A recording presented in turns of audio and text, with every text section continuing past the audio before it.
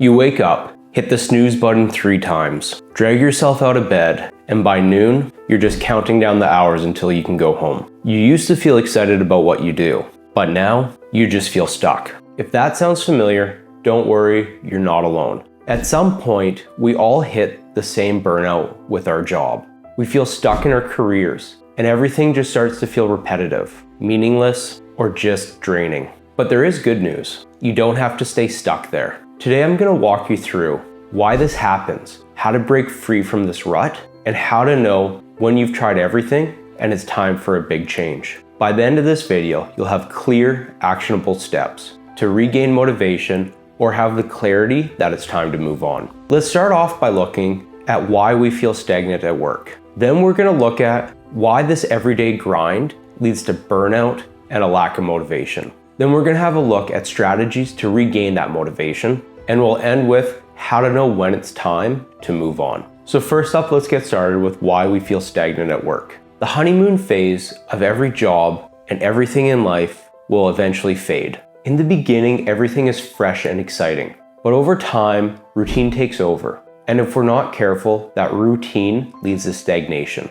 But the question is, what's actually causing that feeling? One of the biggest reasons I've found, and is also referenced in tons of books, is the lack of growth. You used to feel challenged, but now every day might just feel like you're copying and pasting the one before it. A lot like Groundhog Day. You're not learning, instead you're just going through the motions. Another reason is that your values and interests might have changed, or they just weren't quite aligned with the company to begin with. Maybe when you started, the job aligned with what excited you, but through promotions, more responsibilities, it just doesn't excite you the same way. You end up doing less of what you loved and more of what you just had to do to keep the day-to-day going. And maybe it wasn't you at all that changed. Maybe it was the company. The company grew, add more tiers in the org chart, or they shifted direction with what they're offering, and that doesn't align with what you perceive is what's truly important. The third big reason is the lack of autonomy. And this is discussed at length in Daniel Pink's great book Drive, which I have a summary up here to check out.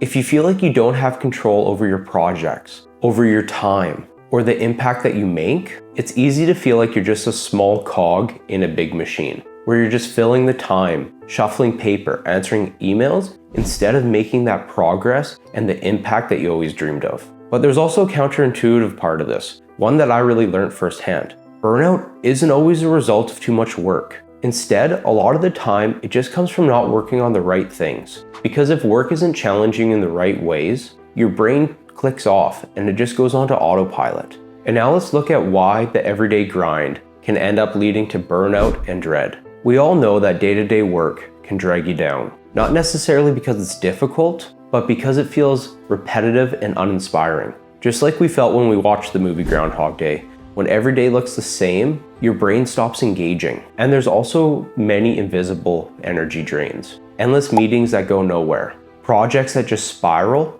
and feel like they aren't important. And that feeling that I know all too well, where you feel like you're just treading water and trying to keep your head above so that you don't drown. And after reading Daniel Pink's book Drive, I learned there's a trap that we all fall into.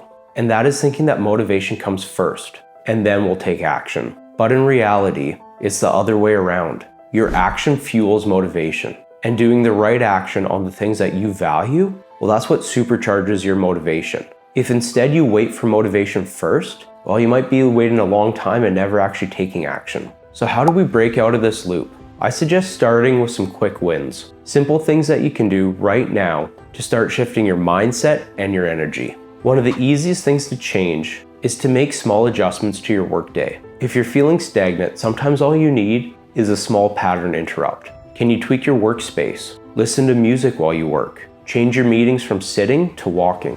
One thing that I've found super helpful is on breaks, going for a 15-minute walk. Even twice a day, this will reset my energy and have me motivated so that I can focus after. Another strategy is to gamify your tasks. If your work just feels monotonous, set little challenges for yourself. Time block out how long you think that task will take and see if you can do it faster. If you're handing something in, aim for fewer revisions when it comes back for review. Something that we do in our meetings now is starting them off with personal and professional bests. By having this reoccurring theme, it forces you to think about what you actually did accomplish and then share it with the group. It's a great way to keep a reminder of all the progress that you're actually making. Because as they say in the book, The Gap and the Gain by Dan Sullivan, we're wired to just see the gap of where we want to go, and we forget about the gain of where we've already been and how much we've accomplished. The next step is to reconnect with your purpose. Ask yourself, if I quit today, what would I miss? Is it the people? Do you have a great relationship with your boss?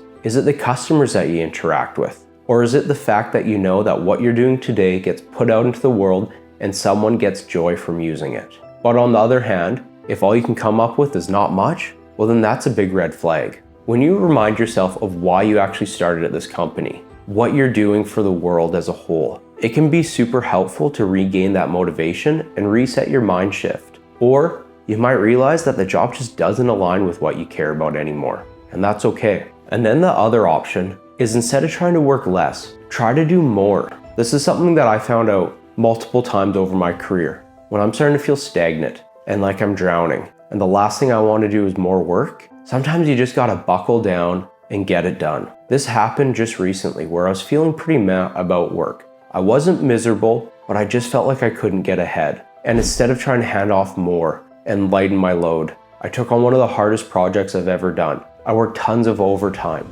And although this is counterintuitive, I got a huge sense of passion out of it, and I was really motivated to see it through. I found that it wasn't the workload that was draining me. Instead, it was the fact that I didn't feel like I was getting anything done. So now for you, if you're feeling stuck, ask yourself, when was the last time that I really challenged myself? What project was I working on that I felt really motivated? Another strategy that you can do is a little more psychological, and that is to reframe your mindset. Change the vocabulary that you use when you're describing your work. Instead of saying, I have to do this, say, I get to do this. Or how neat is it that this is the project I'm working on? It sounds simple, but the words that we say create a narrative in our head. So when it's always negative and it's always saying, I have to do this, I can't get that done, we start to believe it in our subconscious. And finally, when your job isn't giving yourself growth, try setting your own personal career goal. Where do you want to be in 6 months or a year and a half? Is there a big promotion you're eyeing up? Are there more responsibilities you want to take on? And then reverse engineer that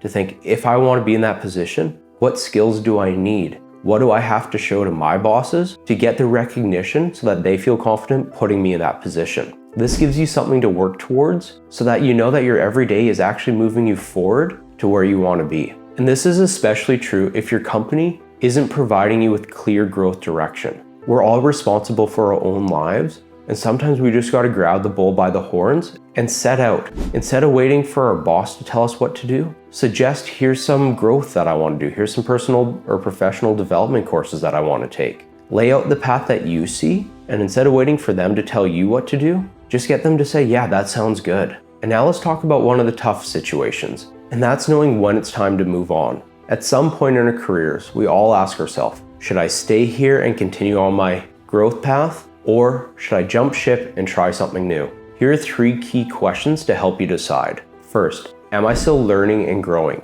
If the answer is yes, then that's great, because as human beings, we all want to become better than we were. But if the answer is no, can you fix this? Is this within your control, or are any growth opportunities going to be denied? Second, and this is a really big one for me, do I feel proud of my work? If you're doing something and you have to sign off on it, like I do as an engineer, do you get that sense of joy in saying, yes, I feel confident in this and I'm proud of what I did? Or on the other hand, if you're like, this is just meaningless, I don't know why we're even doing this, it's not helping anyone else. Another way you could ask this would be, would I recommend this job to my best friend? That's a straightforward question. If the answer is yes, then you're probably in the right spot. If the answer is no, ask yourself why and what you can do to change it. And third, is this job making me a better version of myself? Look back at yourself 5 years ago, or ask your partner, your parents, your siblings, your best friend, am I a better version of myself now than I was? And if you're not, is it because your job's draining you and you have no energy or confidence? If that's the case, then it really might be time for a change. Work doesn't have to be, and it'll never be amazing and joyful every day, but it needs to feel worthwhile. So if you're feeling stuck now and you don't have the motivation, try making these small changes. And if you do that and you still aren't seeing anything, well, it might just be time for a reset and to try something else. I would love to hear from you guys. Put a comment down below Have you ever lost motivation at work, and what did you do to regain it? It's something that I think a lot of us face, but outside of a brewery or a bar, we don't get to talk about it a lot. So let's open up this conversation. If you liked this video and it helped, please consider subscribing so that you can see more videos all about personal and professional development. I'm Brandon from Peak Life, and thanks for watching.